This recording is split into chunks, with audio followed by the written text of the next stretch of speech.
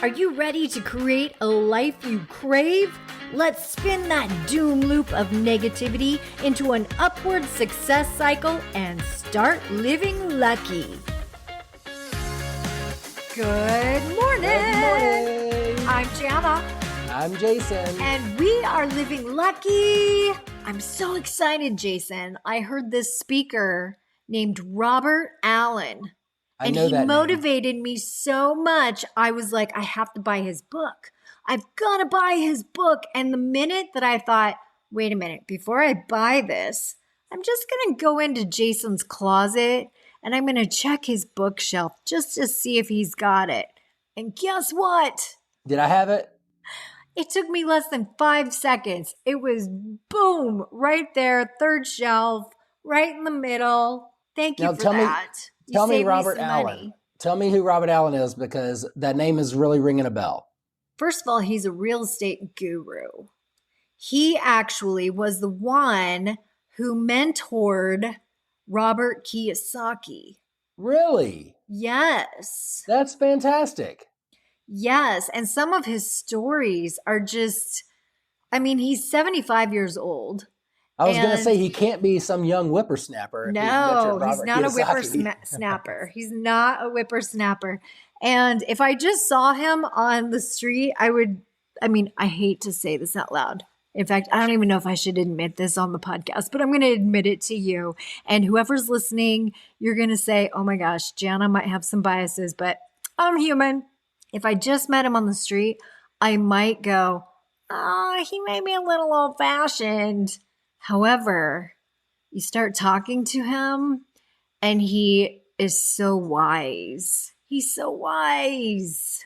Well, and there's something connected about him. He's very spiritual. And someone that age has got to know like the real estate markets, because he has been around the block, so to speak. So that's how he made the name for himself, is back when he was like 24. First of all, when he graduated from, I think it was business school, he was the one person from his business class. I think he got his MBA, and he was the one person from his business class that could not get a job. And he literally applied to General Mills, General Motors, all the generals, like all the big general companies. He should have tried the majors and the corporals. That was witty. That was good. You know what? I'm going to use that if I ever meet him. Anyway, he got rejected after rejection after rejection letter. In fact, at one point he had 30 rejection letters. He had them all laid out on his bed, and he put them all into a book. And then he held up this book while he was speaking, and he said, "This is the most important book of my entire life. It's my book of failures." And for me, it just reminded me of my TEDx speech, Radical Gratitude. Because sometimes we need to hit those rock bottoms in life, because that's what fuels us. That's what fuels us. The difference is how we perceive those moments.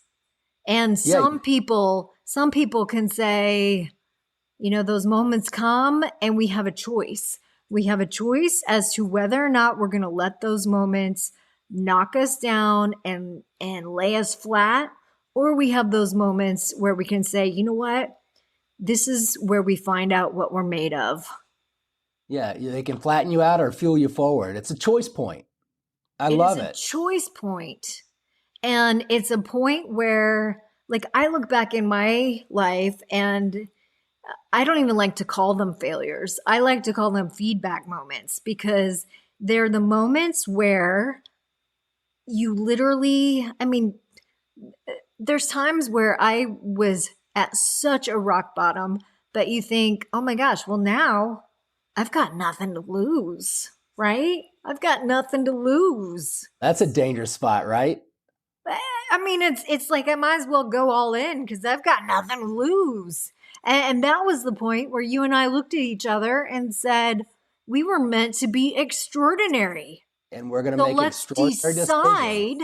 Yeah. let's decide to be extraordinary. Yeah. And And in the there's micro something, moments of life, we're going to be extraordinary and make extraordinary decisions. and one thing that I learned from Robert Allen, the word decide comes from the word homicide, which I think you've actually told this to me before in the past too, Jason. But Yep. just hearing it from him this weekend, it refreshed my memory. And the word homicide means to kill all other options. Yep. That's what decide, I mean, or side. The word side is to kill, and decide means to kill all other options. So you go all in. This is where I'm going. I'm going in this direction. Yes. I And love it. I know this goes right along with everything that you learned this past weekend in choosing your path, choosing the stories we tell ourselves, choosing our identity. We have choices in life. We have choices. And yes, sometimes our circumstances don't work in the way we wanted them to. Right. It doesn't. Sometimes you get punched in the face and you feel the sting. You step in crap, and all you can smell is the crap. All you see is the crap. But it's you get a choice. Then you have another choice point. You don't change where you're going if you've decided. If you know your purpose, if you're aligned, you just pivot a little bit and you just get over, through, and around that obstacle. Because we all can adapt and adjust. And really, in those moments, it all has to do with the questions we ask ourselves. Are we asking ourselves the empowering questions, or are we asking ourselves the disempowering questions? And when he held up that book and said, "This is the most important book of my life, it's my book of failures," and he goes, "I cherish it with every ounce in my body." And he's literally he had it since he was 24 years old. And now he's 75. He's one of the wealthiest real estate mentors in the world. He's mentored some of the best real estate people in the world. He's a legend, a Yes, tycoon. and where he really, really made it was once he got all those rejections, he decided, well, I have to make something of myself, because all of these companies said you can't do this. So I'm going Oh, to can't. prove to them that I can. So he decided that real estate was where it's going to have to be. And he actually was challenged to go to a city, any city, and for $100, see if he could buy a property with $100 and make money on it. I think there were some other stipulations to that. But anyway, he started doing that, and he actually went to San Francisco, was the city that he ended up going to, and the media started getting involved. So then he's like, oh my gosh, my reputation is on the line, and all of these companies that have rejected me and wouldn't hire me are all watching, and here I have now declared publicly that I can go to any city in the world, and for $100, I can buy a property and flip it, make money on it.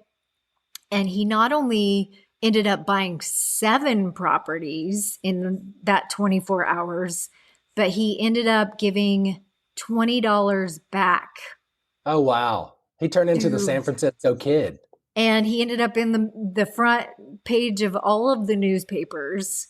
And with those 7 properties, the amount of money he made was, I don't even want to give you the statistics because I don't want to get it incorrect, but it was pretty incredible with the amount of money he made with just $80 in 24 hours. That's crazy. I love it. Right? And it's mindset. So he said, this is what I'm going to do. And he went and did it. And he just acted on it. He did. And he had to think differently. I mean, he had to think differently. He said the first, you know, uh, I, I forget how many hours, but I mean, there were a few things he did that you would think, oh, I don't know if that's quite ethical.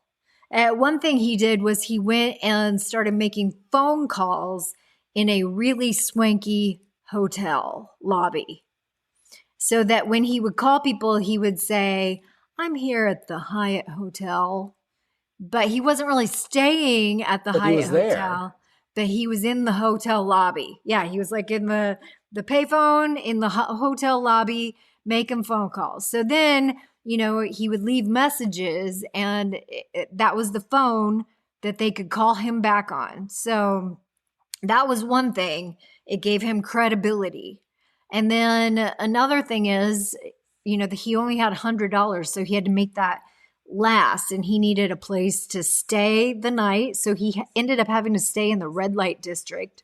So he had to walk like 4 blocks down the street, and he ended up staying in a really, really shady area But he all by had some himself. visual entertainment. He didn't have a wallet, or so like Well, when you don't checking have in. that, when you only have $100, you don't need anything to keep it in. And so he said that was a little scary.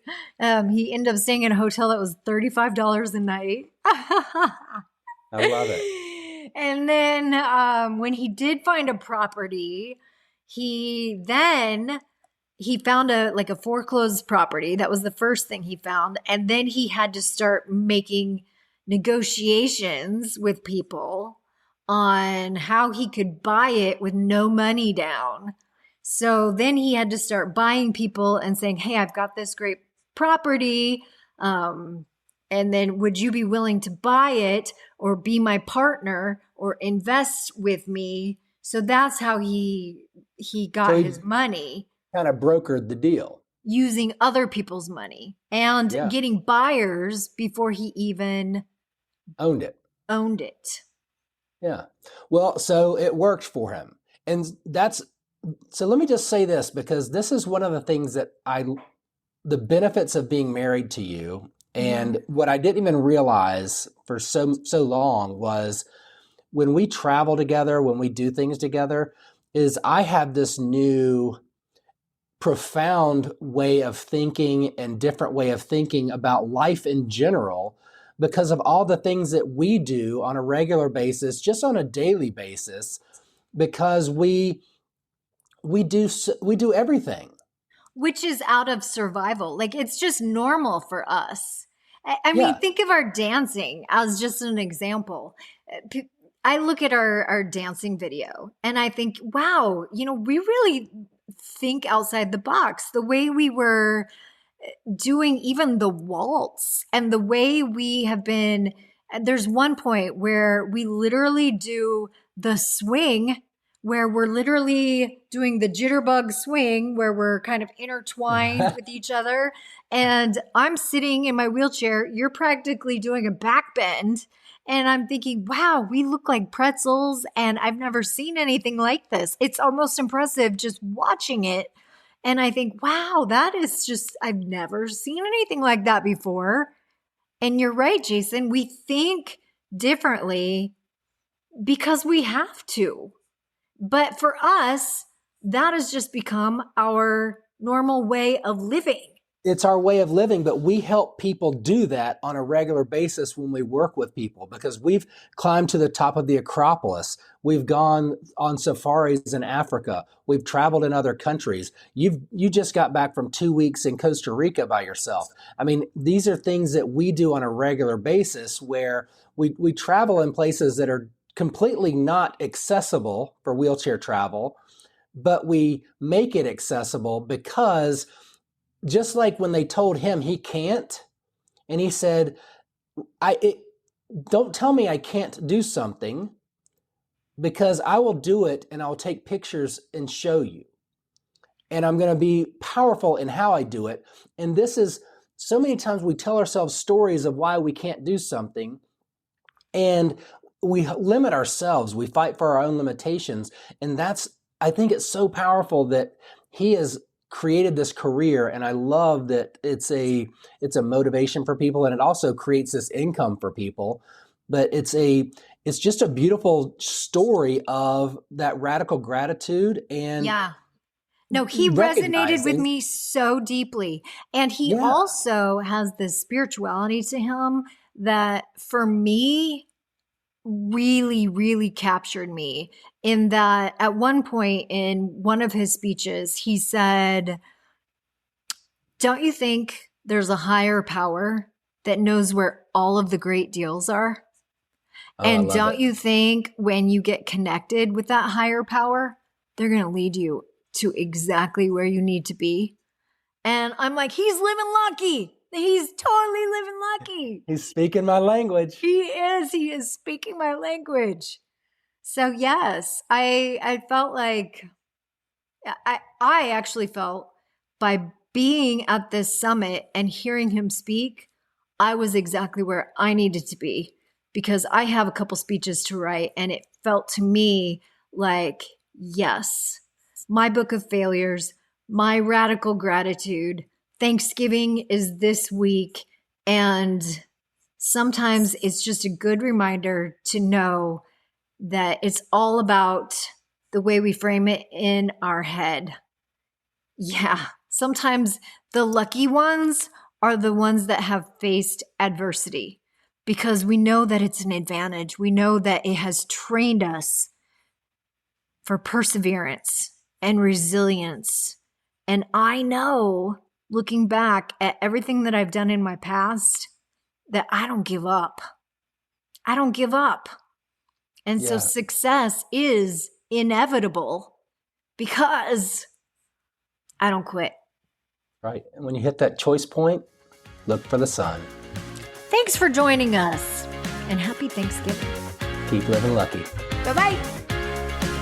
If the idea of living lucky appeals to you, visit us at startlivinglucky.com.